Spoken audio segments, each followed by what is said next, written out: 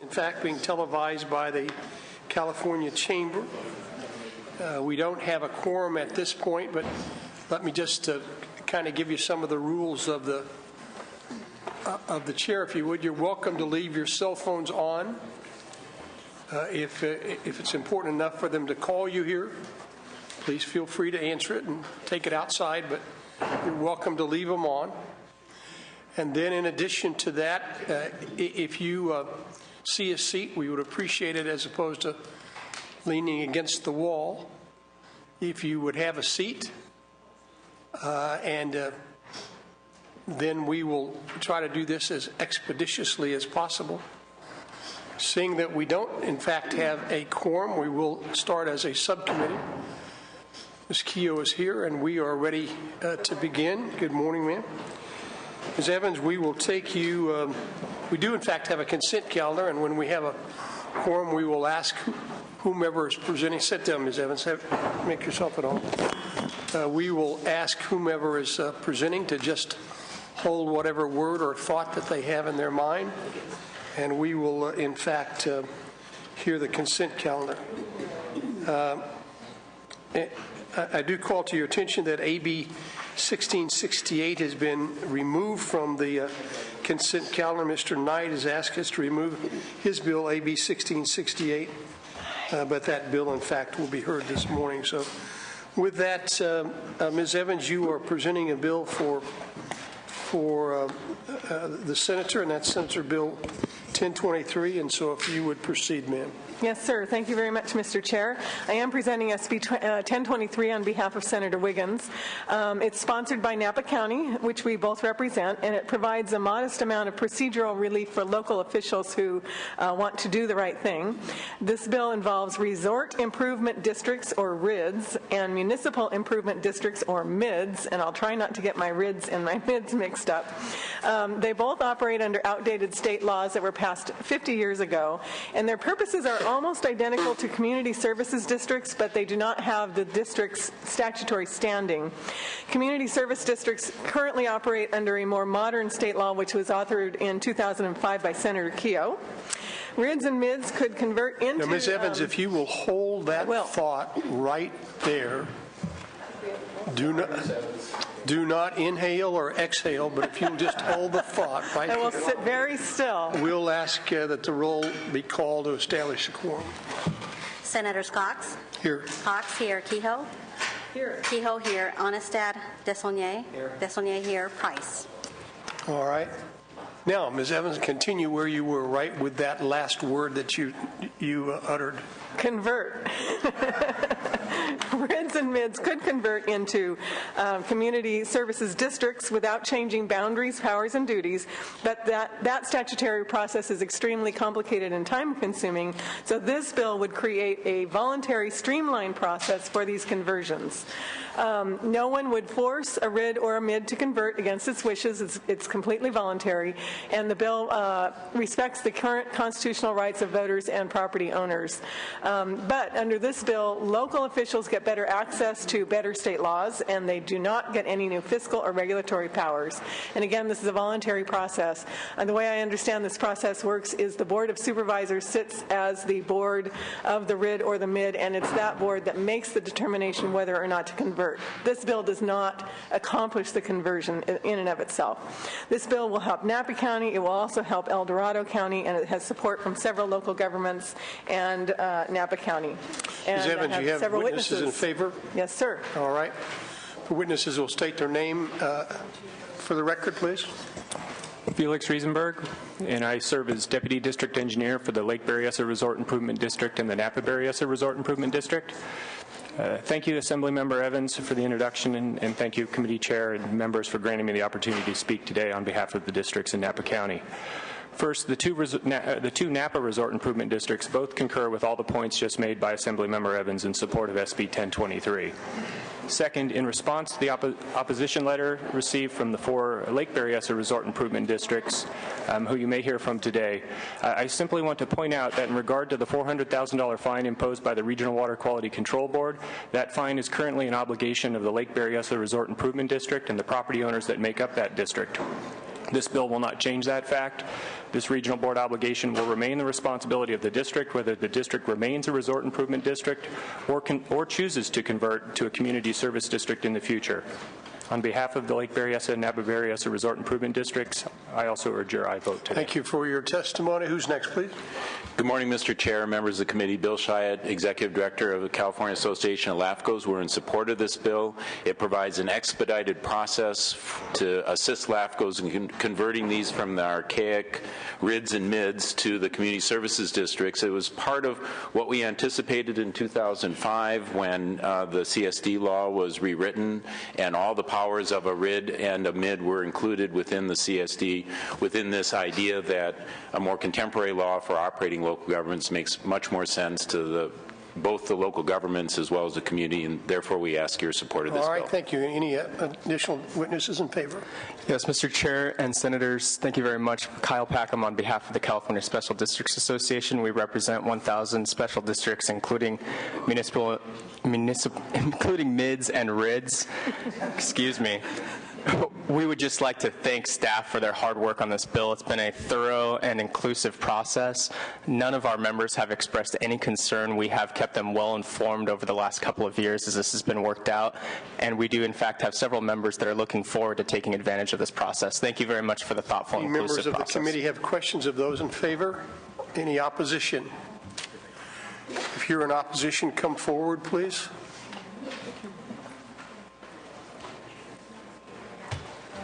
Okay. Here. They'll be able to find their way. You just need to have a seat and. Okay. You sit here. Okay.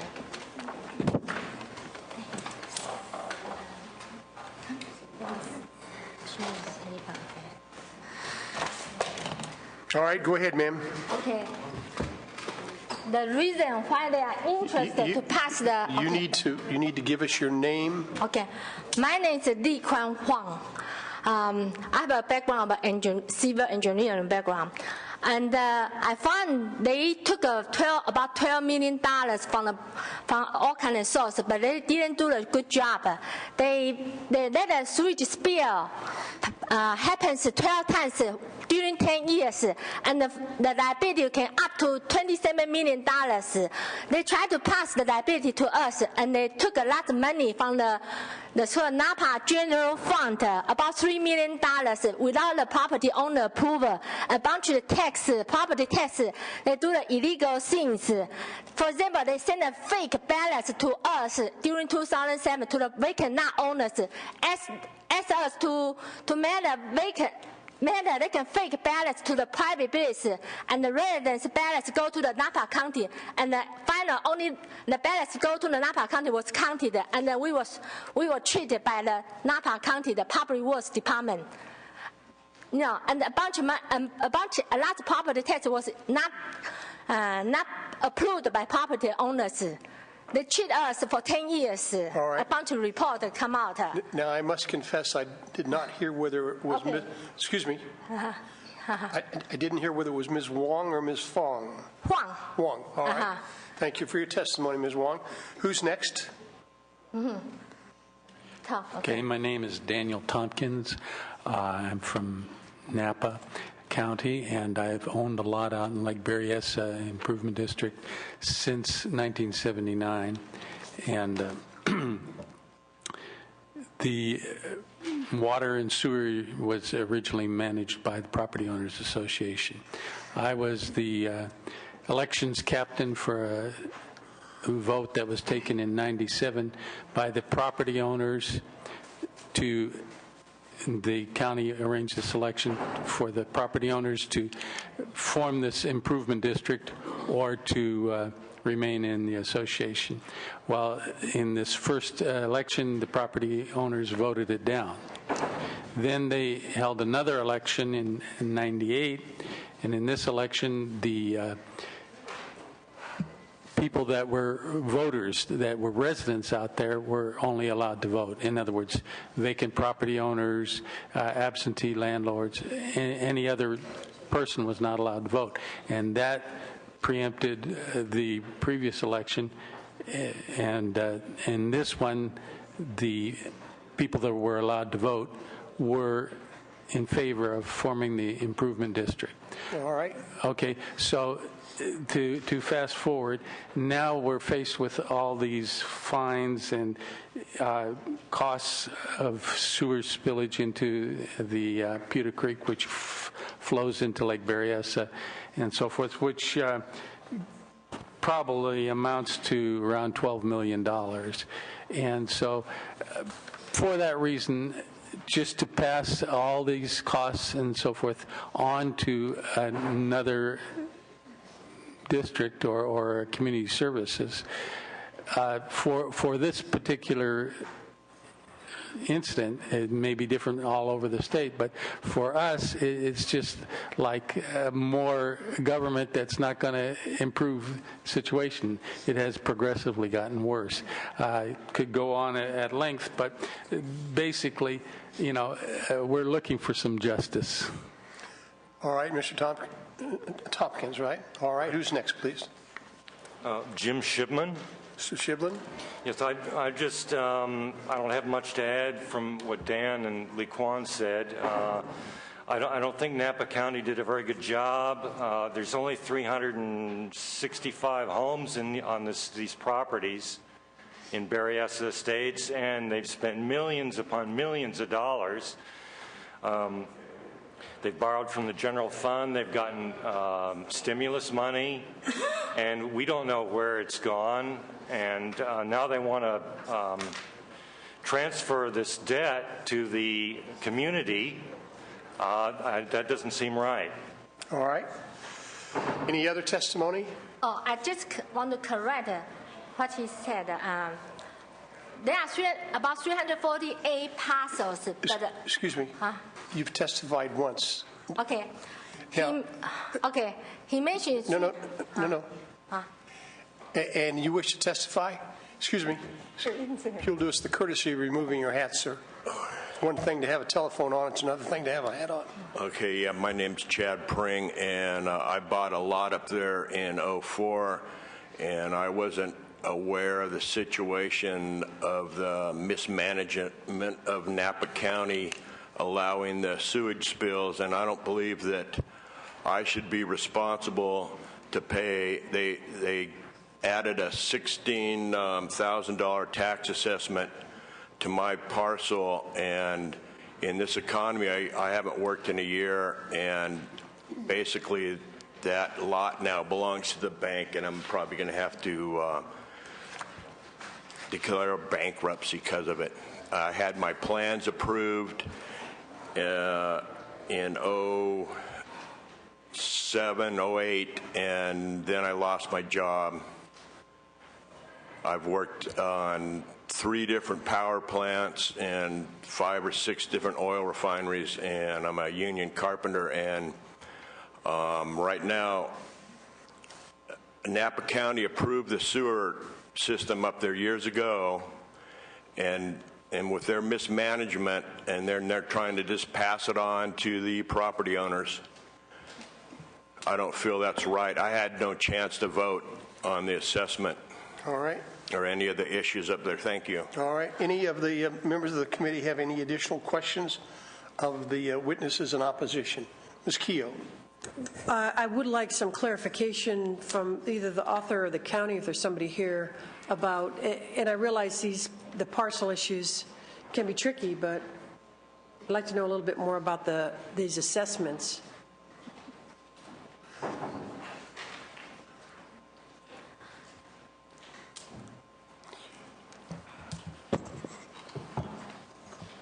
Felix Riesenberg, Deputy District Engineer for both districts.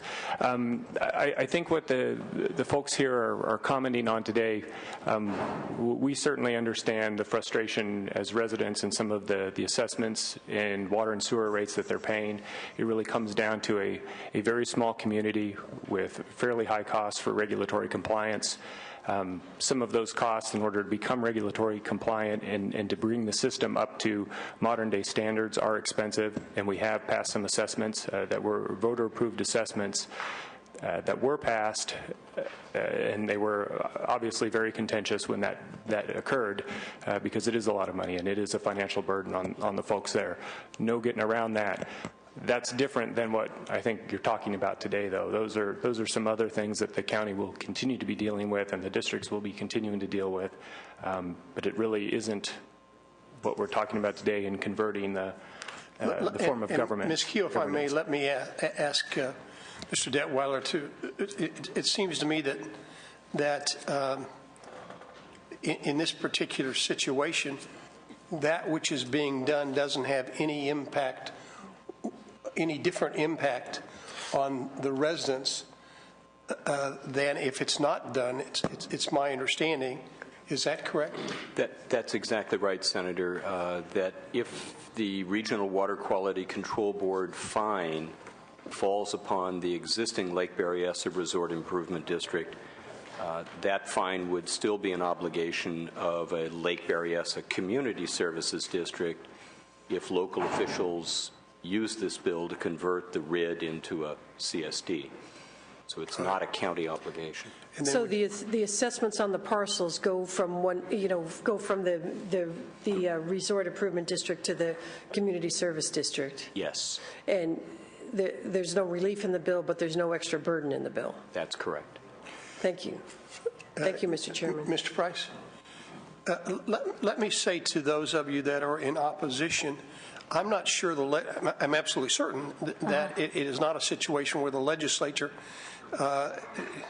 has the responsibilities the legislatures today, and whether or not this revamping makes any difference at all. I believe if you have a grievance, your grievance can best be settled in the court system, and that's where you need to take this, as opposed to the California legislature. So just wanted you to be aware of that this morning. All right. Thank you for your go ahead, sir. Can I ask a question? Sure. With it going to a community services district, what improvement or any would be for the property owners? You don't get anything less, and you may not get anything more. So it's just a matter of on paper title. That's correct. That's my understanding. Okay. The water board sued Napa County. Yes, ma'am. We understand that. Okay. And the water board has fined the association. I think you said, was it $400,000? More than $400,000. More than $400,000. Okay, up to $27 million. It could have been 127 meetings. The water board has made a decision. So you now have a choice, and that choice is not the legislature. Mm-hmm. The legislature doesn't have the ability to set aside the water board's fine. Mm-hmm. So you need to take that to court, and granted it costs you money to do that, but that's your remedy. Mm-hmm. And so, Ms. Evans, if you will go ahead and close, please, and thank you all for your testimony.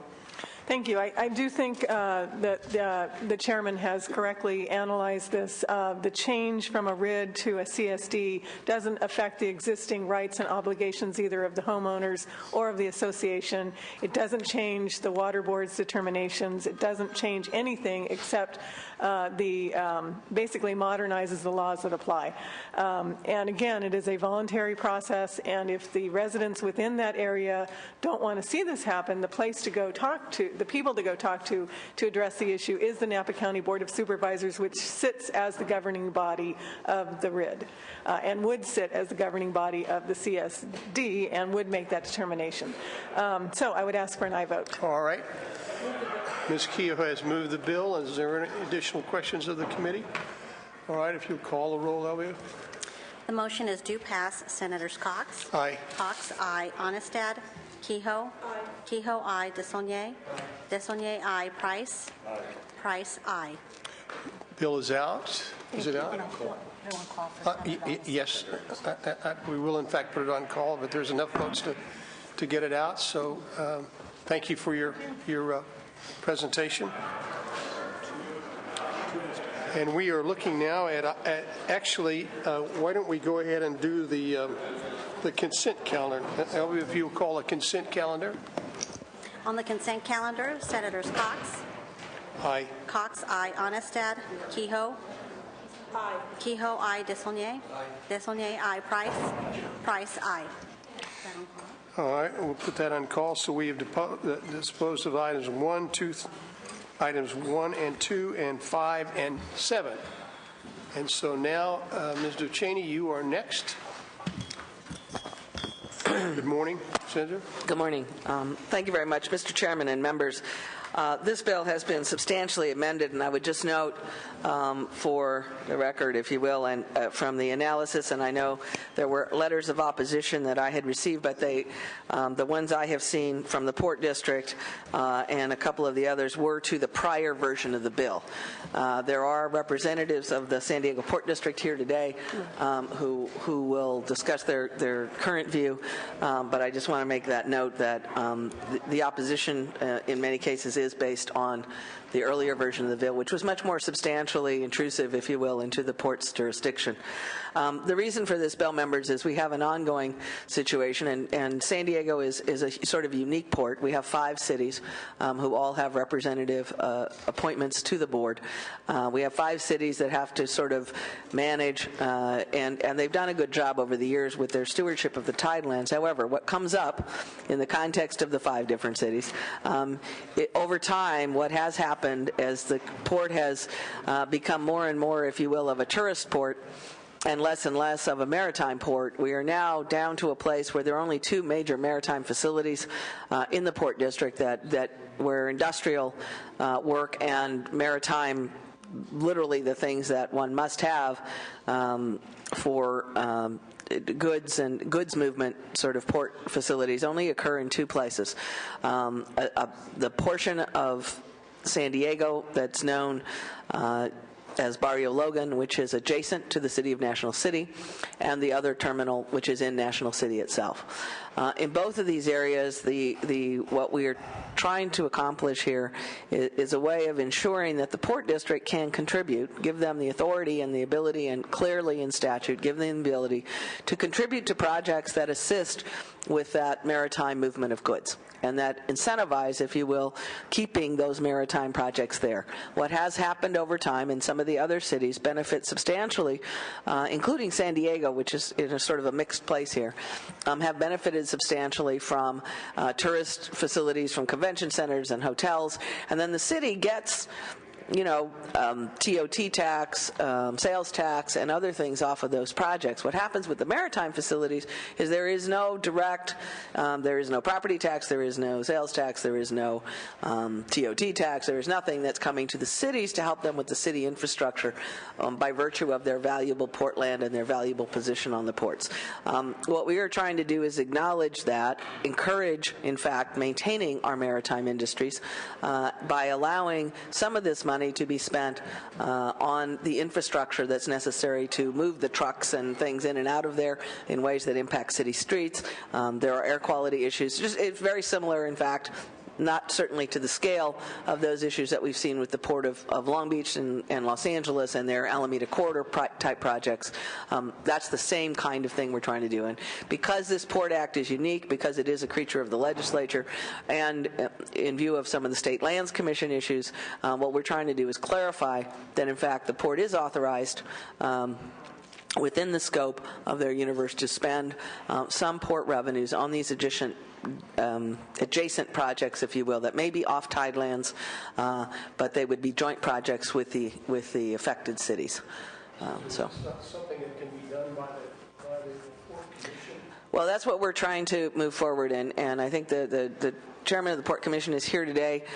We had a meeting on this, and we think they can, but we want to make it clear that it's possible because we've had conflicting opinions over years, and we want to make something consistent that's actually there that everybody can look at and say, yes, we know we can do this, because we've been around the block a few times over the last 20 years on this issue with state lands and with the port. And, folks change, staff comes and goes, directors comes and go, and there has not been a sustained opinion on this. The current port, under Chairman Valderrama's leadership, has set up a committee that we think is going to move this in the right direction, but we still think it's appropriate to have a bill to move forward as we work locally on how this might be done in a cooperative fashion.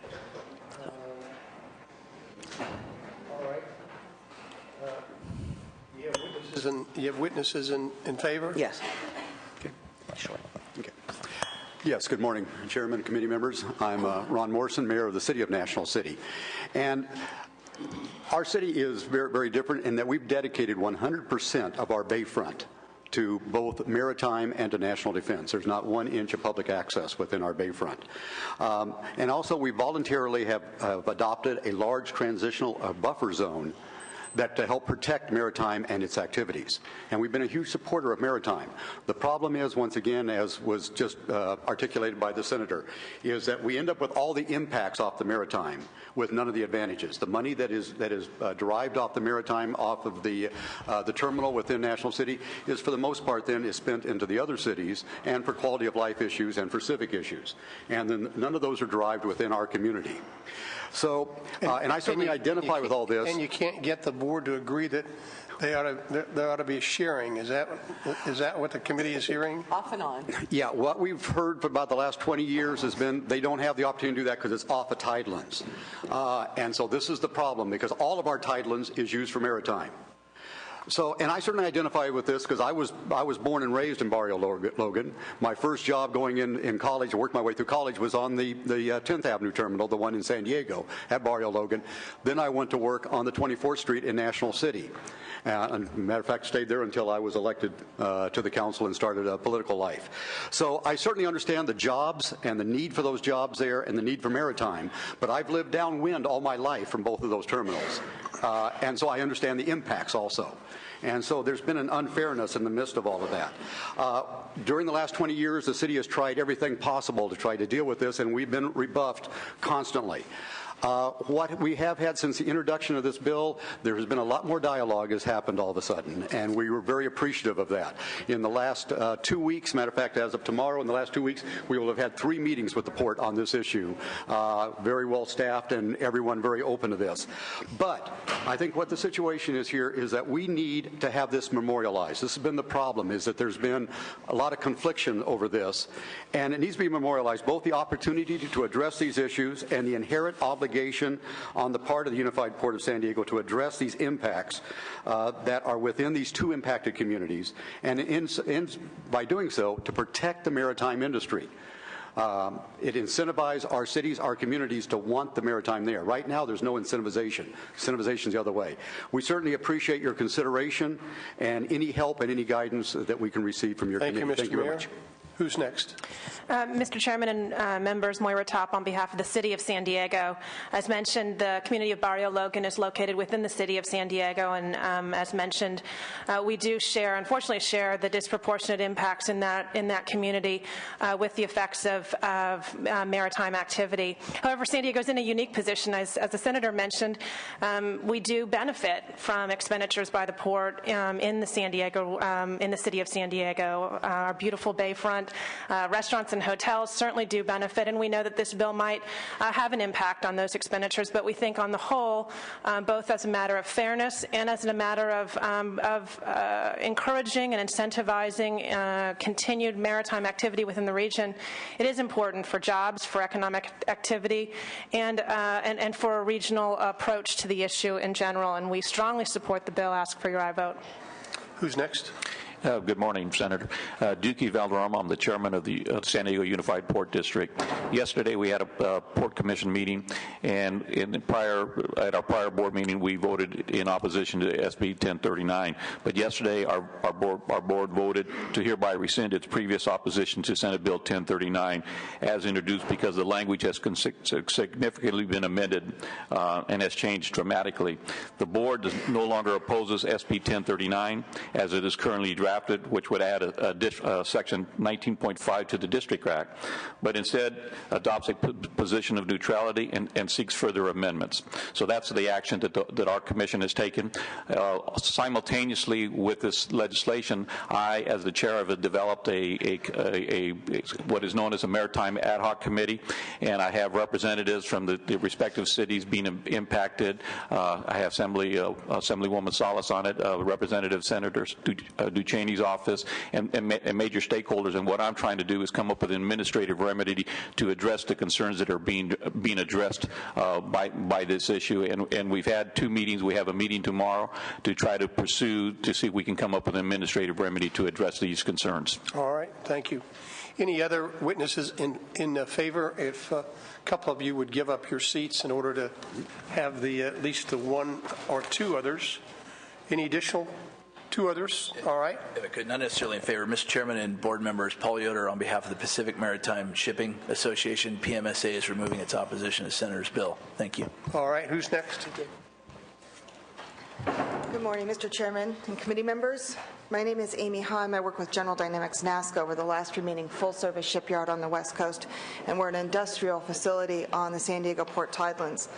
I also am a member of the San Diego Port Tenants Association Board of Directors, and I'm here representing the port tenants today.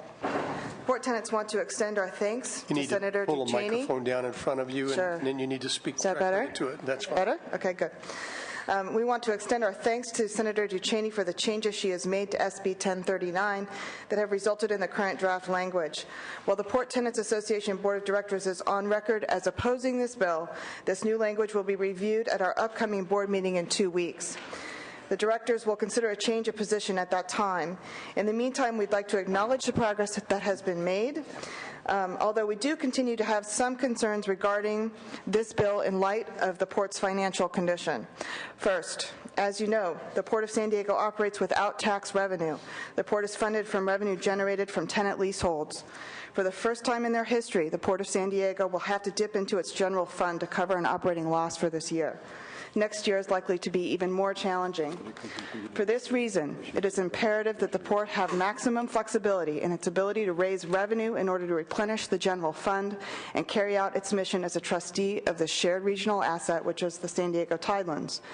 Mandating funding for mitigation projects tied to maritime activities could have the unintended consequence of limiting consideration of projects that benefit the port's other business sectors.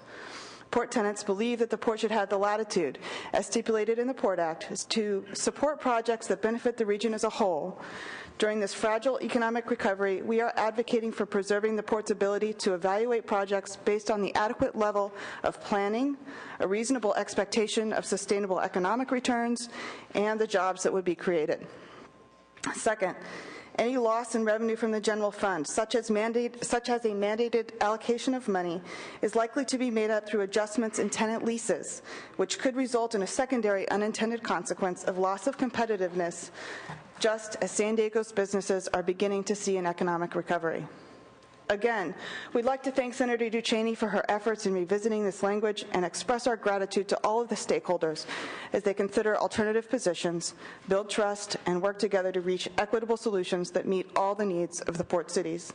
These efforts clearly show consideration in meeting the needs of a broad constituency, and I'd like to thank the committee for their time and the consideration in this matter. Thank you for your testimony.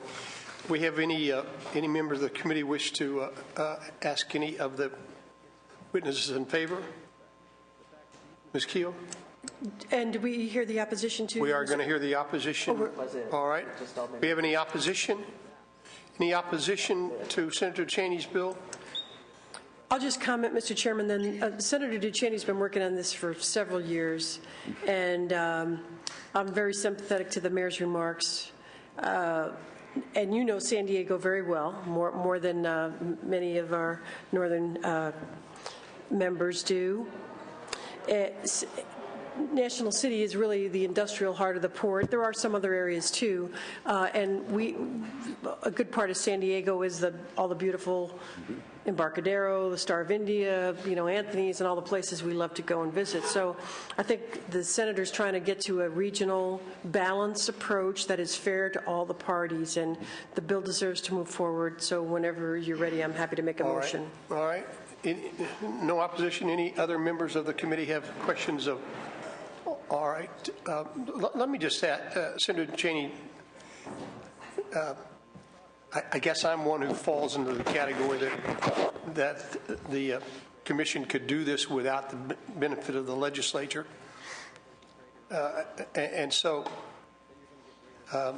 it is a situation that I would request that this bill come back to this committee if you make substantive changes, because the bill doesn't do anything right now. And you've been around so long that you know this is a spot bill, and everybody else knows it's a spot bill, and only the outsiders don't know that it's a spot bill. But I do understand. I do remember, by the way, when National City was the home of National Steel and National Shipbuilding and all the others. That, yeah, still it. It's San Diego. Yeah, it's in San Diego. Yeah. So at any rate, all right. We'll have a motion made by Ms. Keogh. Mr. Price, did you have a question? All right. All right. Ms. Keogh has moved the bill. So if you will call the roll now, Mr. Cheney, I'm going to vote aye today. I do appreciate that. I will, in fact, reserve the right to vote no at a later date if that which is brought back to this committee is not equitable and fair to the entire region. But at any rate, I will, in fact, vote aye today. I appreciate that, Mr. Chairman. Thank you. And I absolutely commit to the committee to bring it back. It is possible this will be amended in the Assembly. We are trying to sort of work this out, but we need to continue to have the opportunity for legislation as everybody analyzes the legalities of this to the extent it's necessary. All right. Would you like to close further? That would be it. Thank you very much, Mr. Chairman. Ask for your aye vote. Motion is made by Ms. Keogh. If you will call the roll, please. The motion is due pass. Senators Cox? Aye. Cox, aye. Onestad? Kehoe? Aye. Kehoe, aye. Desaulniers? Aye. Desaulniers, aye. Price? Aye. Price, aye. Thank you very much, Mr. Chairman. Appreciate your committee analysis and the chair's comments. I'm going to put this bill on call and give Senator Onestad the opportunity to vote when he arrives. We're now going to take up item number 8. Item number 8. Mr. Knight, City Council terms.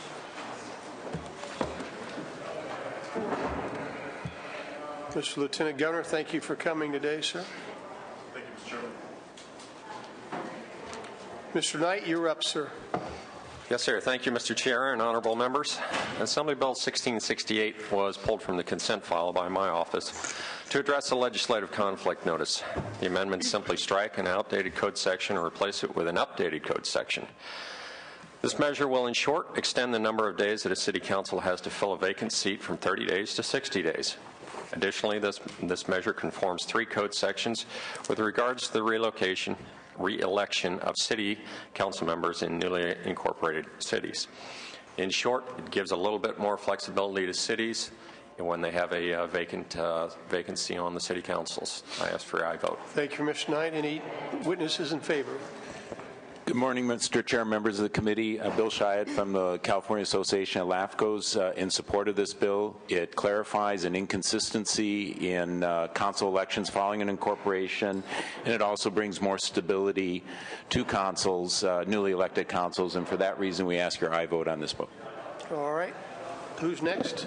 Hi, good morning. Natasha Carl on behalf of the League of California Cities. I just want to make a couple of points. First, the process to fill a vacancy is quite an extensive process. It includes announcing the vacancy, which may or may not be known in advance, launching solicitation of applications with a reasonable filing deadline, conducting interviews in a public meeting, complying with the 72-hour notice requirement under the Ralph M. Brown Act, holding a public meeting for deliberation, and finally the selection of the appointee in a public meeting. Our members have expressed to us that 30 days is truly not a sufficient amount of time to meet these requirements and fill the vacancy, especially when the vacancy is the result of a council member's passing. We appreciate Assemblymember Knight's bringing this bill forward, and we respectfully ask for your support. Mr. Jones. Mr. Chairman, members, David Jones on behalf of the City of Santa Rosa. We think this bill will save taxpayer dollars and make government more efficient, and will give that needed flexibility when cities face council vacancies. We'd ask for an aye vote. All right. We will, in fact, adopt the technical amendments. Mr. Knight, any questions? Yes, ma'am, Ms. Keogh. Mr. Knight, I just have to ask, relative to the veto, how do you think you're going to survive this time? Or fare, I should say. How are you going to fare this time? I think we're going to get this through. We've been working with the governor's office. There have been several cities that have come forward in the last year that have stated that this would have helped. They'd like some more time. So I believe this will go through this time. Thank you. There are technical amendments. Any other members of the committee have comments or questions? Any opposition? Seeing none, Mr. Knight, you wish to close? I ask for your aye vote. All right, so we will adopt the technical amendment. They'll be adopted in this committee? Yes, sir. All right, consider those amendments adopted.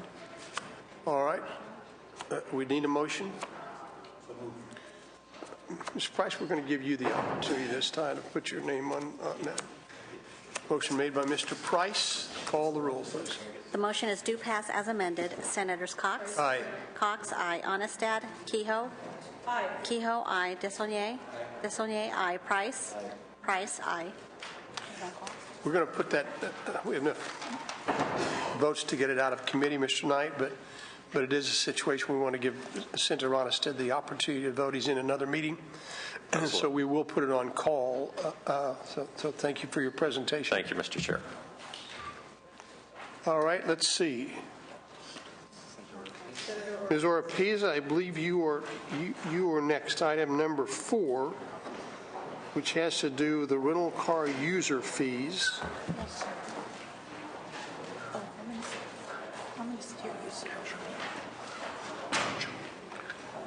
So all of those of you that are in favor, there's some seats here. Surround the chair there. All right, go ahead, Ms. Oropeza. Thank you very much, Mr. Chair and members.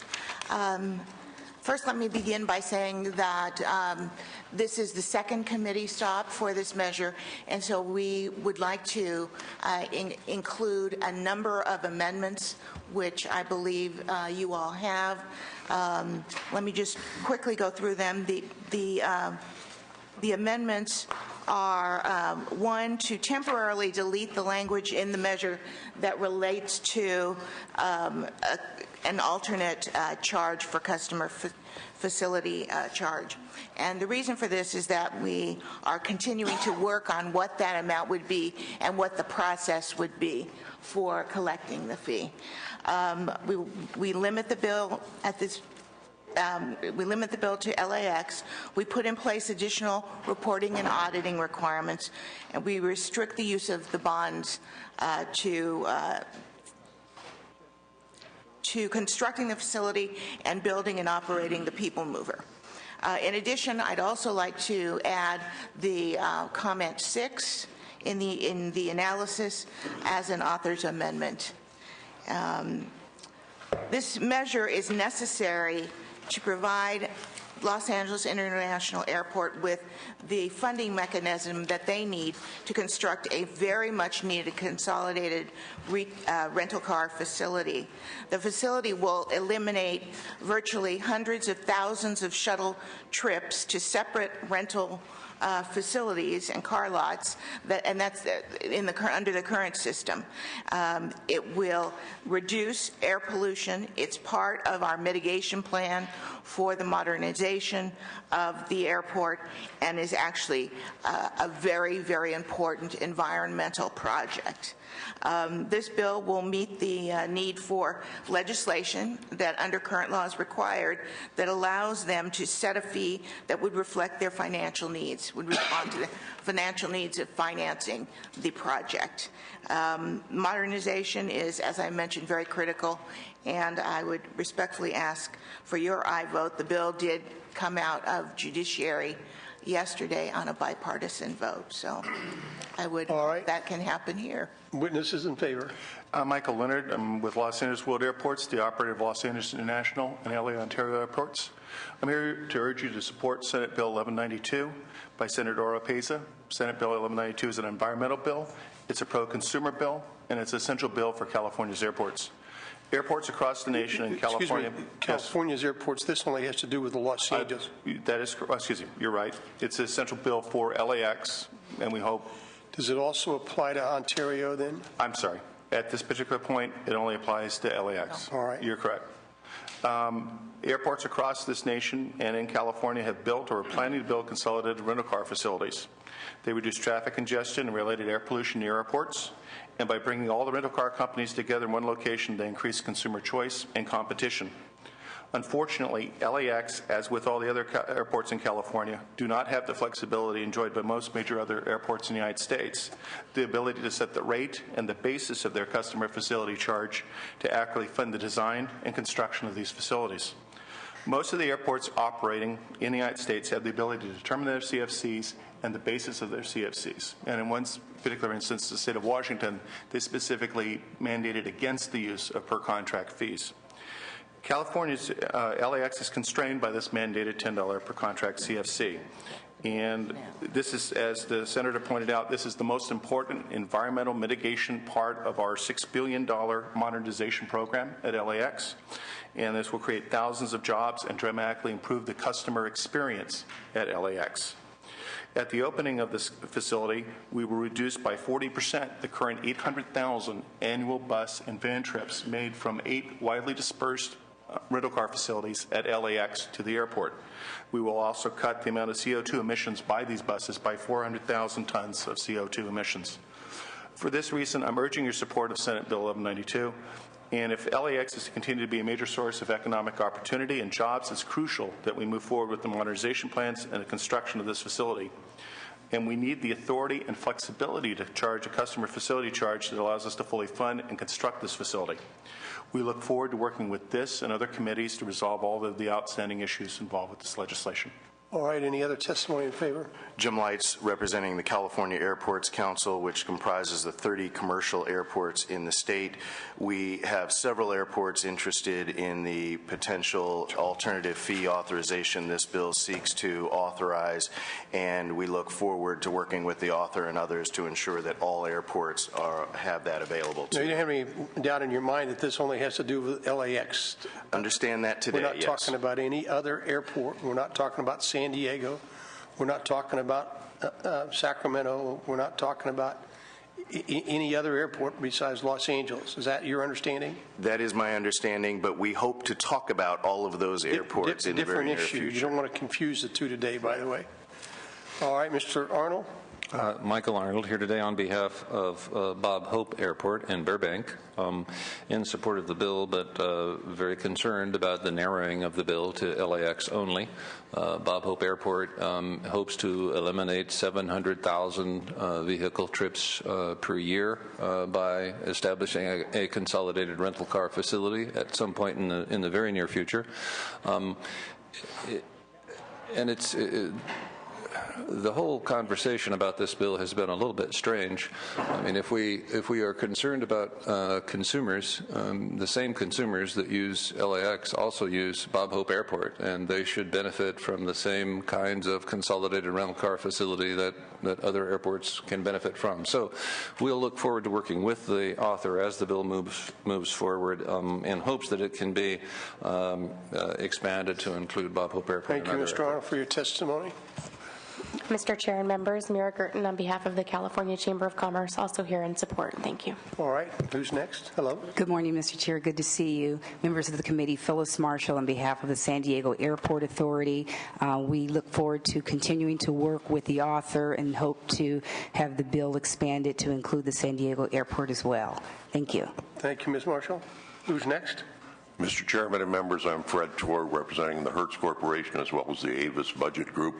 I've been involved in every rental car legislation since 1990, including all of the preceding bills authorizing the customer facility charge. The first of those was by John Burton, and it authorized a customer facility charge for both San Francisco and San Diego, and that bill did not have any dollar limitation on how much could be collected. The second bill was by John Vasconcellos, and it related to the San Jose Airport, and that did put a cap in it, but that was carefully calculated cap designed by the financial advisors to the San Jose Airport so that they well knew that at that time the cap would be sufficient. Then in 2001, I believe it was, Assemblyman Fromer authored a bill which expanded the ability to statewide so that all airports could collect a CFC through the rental car companies. And unfortunately, a cap was placed in there. It was designed as a one size fits all. Frankly, the Attorney General insisted that the cap be $10 for all airports, whether they had a small project or a massive project. And while that may have been sensible almost 10 years ago, the way construction costs have climbed, it no longer is. And so we would support greater flexibility for each of the individual airports. All right, thank you for your testimony. Who's next? Mr. Chair and members, Don Gilbert representing San Francisco International Airport. We support LAX's efforts to get a consolidated rental car facility. As Mr. Torr alluded to, we've been able to do that via the Burton legislation in '98, and frankly, we think that the bill in print on the 22nd, which had March 22nd, which had statewide application, is excellent policy. Thank you. Who's next? Thank you, Mr. Chair and members. Andrew Antwi here on behalf of the City of Los Angeles. We see this bill as a work in progress. We thank the committee staff here in the Local Government Committee and those in the Senate Judiciary Committee for working to develop amendments that could help the bill move forward. We see future amendments, hopefully, that would come into the bill that would actually achieve LAX's intended goal, which is to get the authority for additional revenue to actually build the facility we need. At this point, the bill simply imposes additional audit requirements and annual reporting requirements on LAX only. And the only reference to fees in the bill are those in current law. There's no reference to an alternate fee. We understand that that's just to allow time to continue working on language. With respect to additional airports, we leave it to the judgment of future committees and staff to develop that language, but we do think this is an important tool, and that's why we crafted a statewide bill to begin with. All right, thank you for your testimony, sir. Any witnesses in opposition? Any questions of the committee?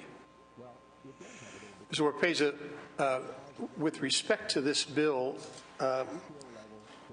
looks to me like with all the amendments that you've taken, we've got exactly the same bill that's current law. So the only thing I would ask from a committee standpoint, maybe some minor variations there, I understand that.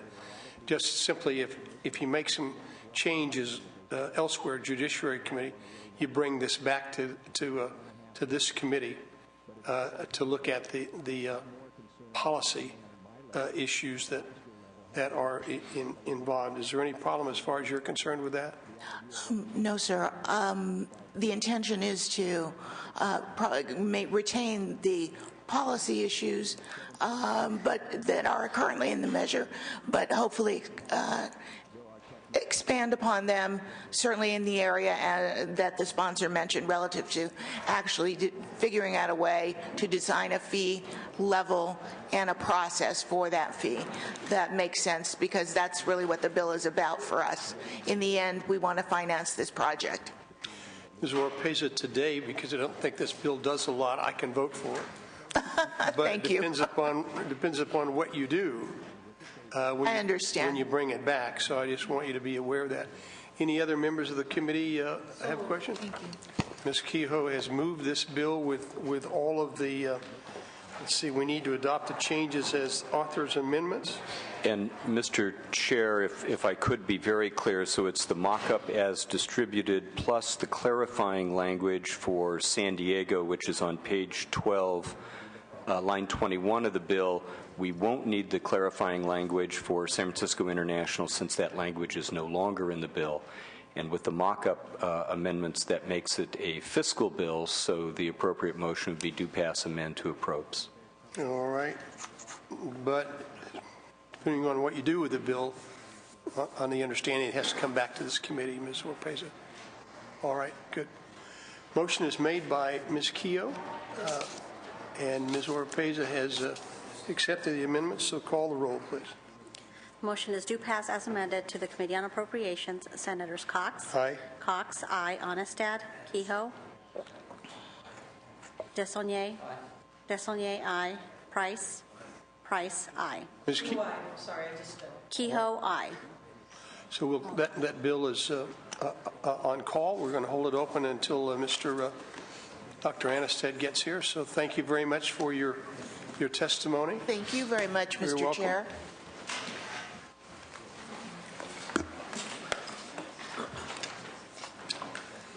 I think Senator Ashburn, you are next.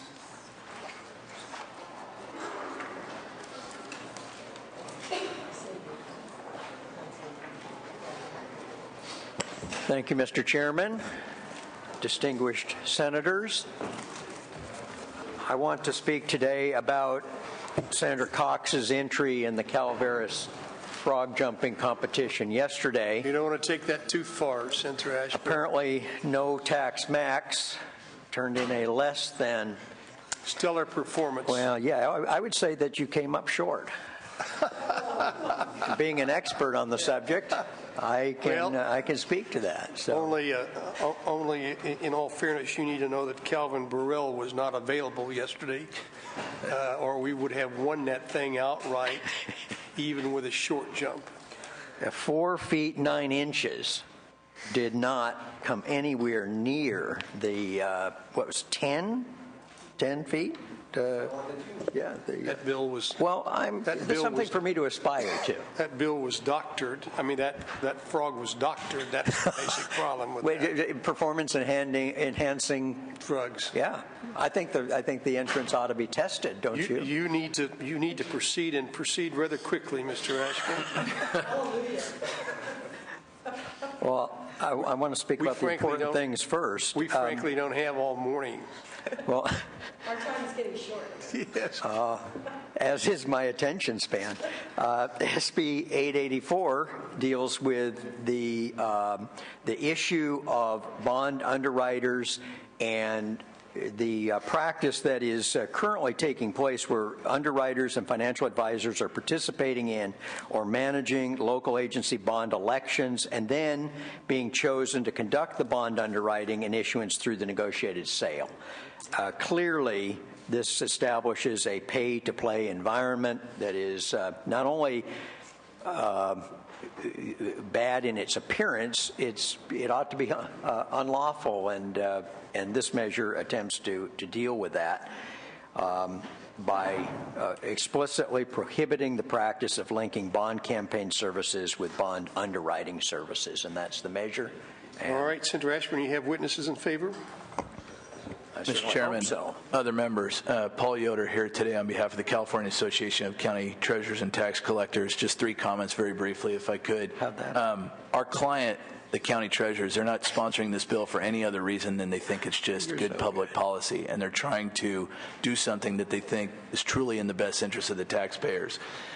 Secondly, your analysis notes that this issue actually goes all the way back to 1995 to a bill sponsored by Quentin Kopp that declared the use of public funds in election campaigns is unjustified and inappropriate. Then thirdly, as your analysis notes, as committee staff notes, local officials shouldn't pay indirectly for activities that state law clearly prohibits them from paying for directly. This truly is a good government, good public policy measure, and I would urge your aye vote. Thank you. All right. Karen Lang, also on behalf of the Treasurer Tax Collectors Association. I just wanted to call to your attention some materials I provided to your offices yesterday. One showing some of the groups that do overtly market themselves as running a campaign and doing the underwriting all as one, and they're called bundled services. And we do have an older Legislative Council opinion that does declare that these arrangements are in fact illegal. Unfortunately, it's after the fact, and at that point, the horse has left the barn. The bond is underwritten and sold. So we're looking for some assistance from the legislature to front load the law to make sure that these are clearly illegal at the beginning instead of having to go case by case after the fact. Ultimately, the taxpayer is the loser in this situation because they pay much higher taxes on their property to fund essentially the campaign. Sure.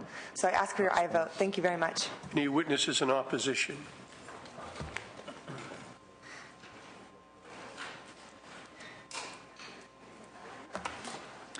Thank you, Chairman Cox and members of the committee. Terry Anderson with School Services of California, and I'm representing George K. Baum, and they are in opposition to the measure. One of the major concerns with the bill is that it has an overly broad definition of campaign services. It includes things like doing polling, which is information gathering rather than persuasion. If we're talking about good use of taxpayer dollars, it's really incumbent upon a local agency to find out if there is support within the community before paying for an election, and also to find out how large the scope should be of the bond. So that is one of the things that we are concerned about. The other is, though, the Attorney General in 2005 issued an opinion that particularly the polling data is an allowable public expense, and by having that as a bundled service, it allows a school district or other public agency to make the determination if that's the most cost-effective way for them to move forward. If they're prudently using taxpayer dollars, they are going to know the answers to some of that before they go to the ballot. So by requiring them to hire a separate firm to do that polling data, it may in fact cost them more money. All right. Any questions of the committee of any of the witnesses in favor or opposed? All right. Question, Mr. Chairman. Go ahead, Mr. Price. To the witness, and thank you for your comments. So are you suggesting, though, that polling is the only area that should be exempted or is integral into the consideration prior to a decision whether or not to proceed with the political campaign? I would say that that is an example and not necessarily the only one. Get out the vote type activities where it's not being persuasive one way or the other, but just that people should vote in an election may be another example where it's not a persuasive type activity, but simply getting people to participate in an election. To the previous witness, Mr. Chairman, question about you mentioned that these services are frequently, I guess there was a handout, I didn't see it, I didn't see the submission, but that there are, these services are regularly bundled, you say, and they are advertised that way, promoted that way? Yes, we did provide, right on their websites, they advertise a full complement of services, including graphic design, campaign materials, that kind of thing. It says right on their website. I have copies in my purse if you'd like. I mean, is it widespread? I mean, are there dozens of firms who do this, or is this one instance that we're trying to stop? There are a few. The most specific, we just have two specific examples we've provided to the committee. We could find more if you'd like more than two. I didn't see that material. Oh, okay. If you have more, you should pass it out. Yeah. Mr. Yoder, you have comments you wish to make? I do, thank you. Ms. Keel. I'm done, thank you. Mr. Yoder, you want to come to the table and do you have any comments? Mr. Price, you're complete? I'm done, all yes. right. Ms. Keel. Thank you, Mr. Chairman. Thank you for this. I didn't see it either, so I thought maybe, though I did see George K. Baum and Company's letter. And I wanted to ask you a specific question.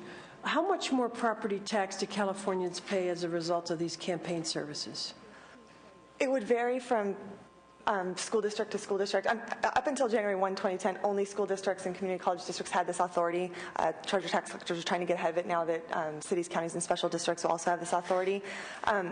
There was an example in the Bloomberg article we dropped by your office, and so we'll just read this to you. So the sort of increase of $100 million worth of 10-year bonds would add up to $1 million in higher costs for the issuer had it not been under a negotiated sale. So $10 million over the school district that paid for it, and so that would be assessed, to all the property owners. They would divvy it up. So, however, I don't know how many assessments. And it cost $1 million more because there were campaign services included in the underwriting of the bond.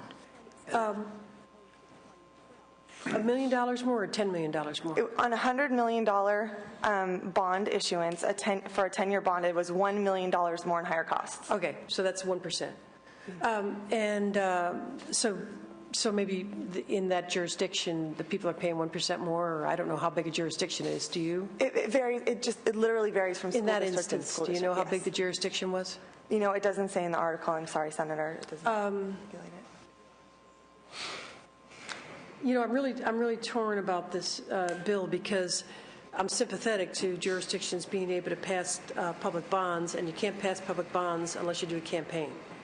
On the other hand, padding campaign expenses and building that into bond financing is wrong, and we all know that. I don't think 1% is, I wish my campaigns were 1%. Oops, that's another committee, I guess. And then the discussion about polling being perhaps considered exempt from this.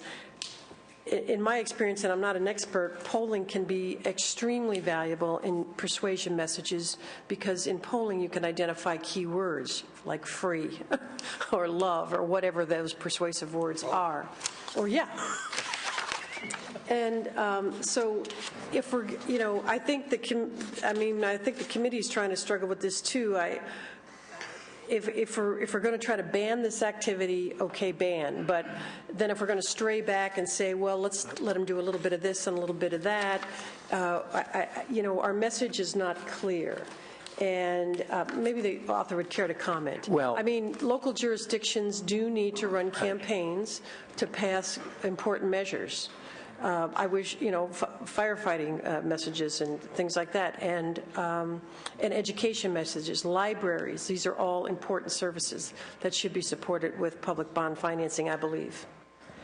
You've covered all the questions that this bill raises. Senator Cox and the committee have suggested an amendment that would exclude the polling activity from the prohibition.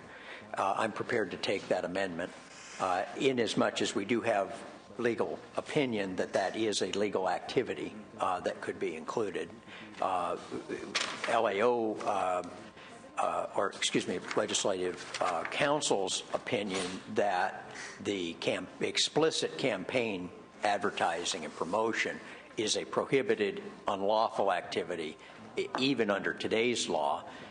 Clearly, we can't and shouldn't exclude that prohibition that this bill includes. I mean, you've said it. There is a public interest served in asking the people of a jurisdiction if they're willing to indebt themselves to accomplish public purposes. The question here, though, is the agency responsible hiring someone to do the bond underwriting, but having this same organization essentially set it up for the approval in the elective process and using public funds to do it. That's wrong. And that's all this bill deals with. And I think if we take the amendment dealing with polling. Does everyone now have that amendment that's being recommended by staff, which says on page 2, line 19, after voters, the following would be inserted. Bond campaign services does not include public opinion polling that is conducted before a bond measure is placed on the ballot for the purpose of gathering information and evaluating the potential for the adoption of the bond measure by the electorate. And Senator Ashburn, I will take that as that amendment. Okay. Mr. Chairman, just to be clear then, so in statute we were already have banned campaign activities.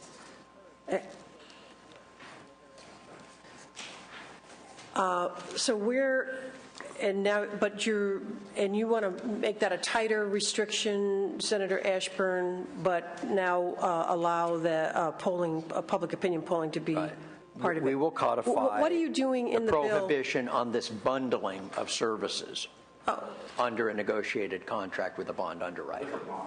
I mean, there's nothing that would disallow an agency from retaining. Again, they'll run direct if they were to retain campaign services directly as a public. It would be prohibited, but somehow because of this bundling and negotiated a contract with the underwriter, we're able to get campaign activities slipped under the door as a publicly funded activity. That's just wrong. How can that be if campaign activities are already banned, or it's banned to pay for them with public funds? Can I ask the staff maybe, or go ahead? Because it's not the public agency that is running the campaign. The ban does not apply to the underwriters who are going to provide the bond. It doesn't apply to them. This bill now makes it illegal to bundle that all together. Current law right now would allow this practice, and what we don't want is this part.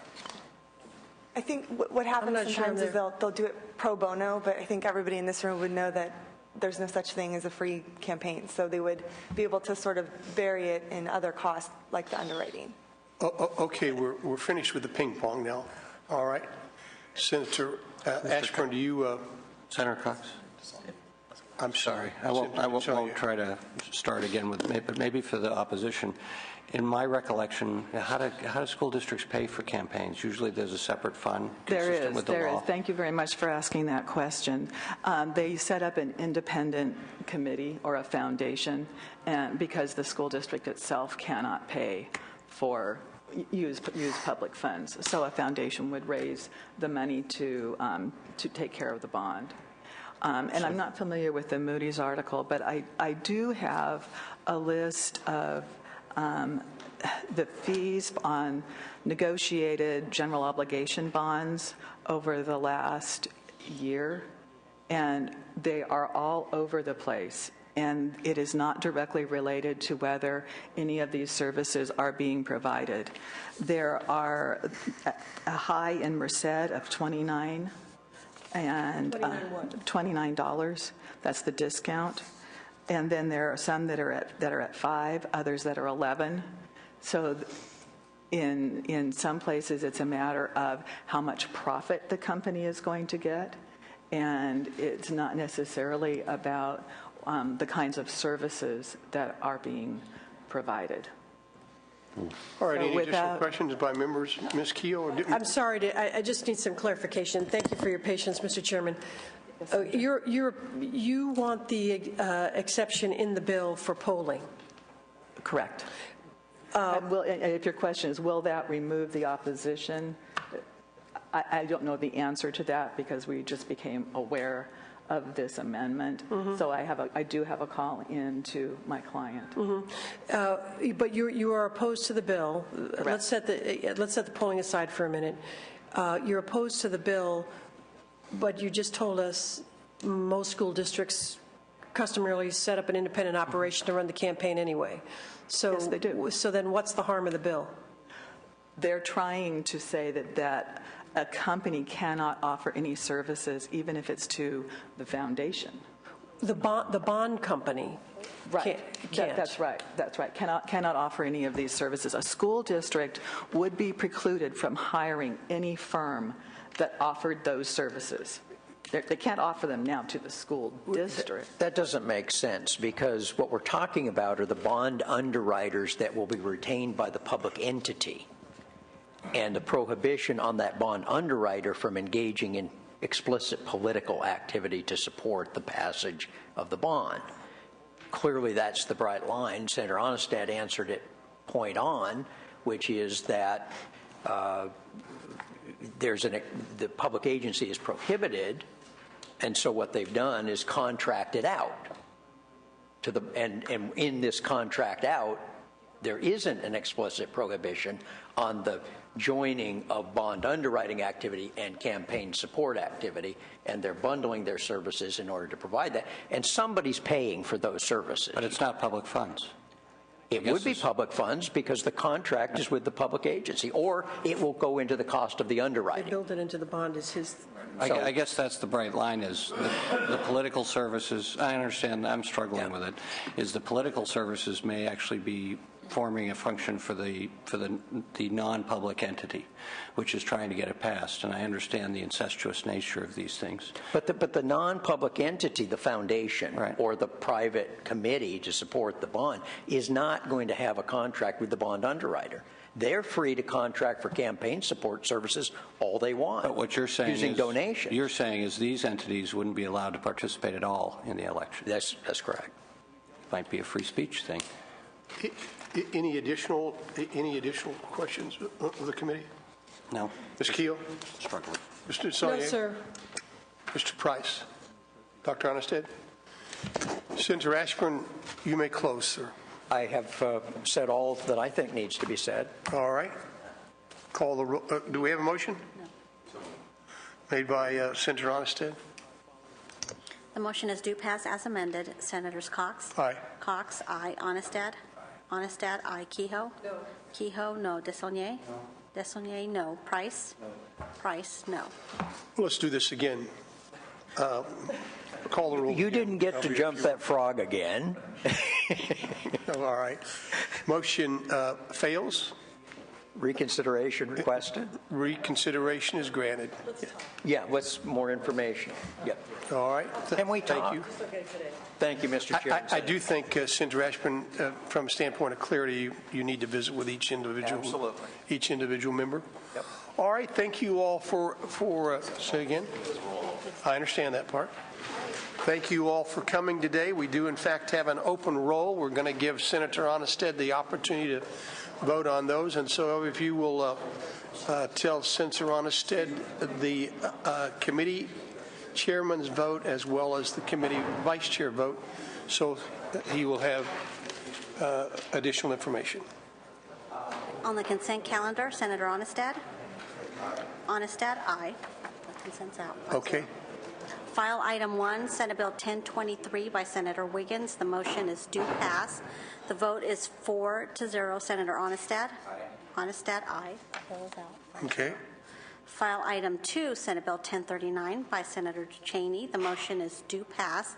The current vote is 4-0. Senator Onestad? Onestad, aye. Bill is out. 5-0. File item 4, Senate Bill 1192 by Senator Oropesa.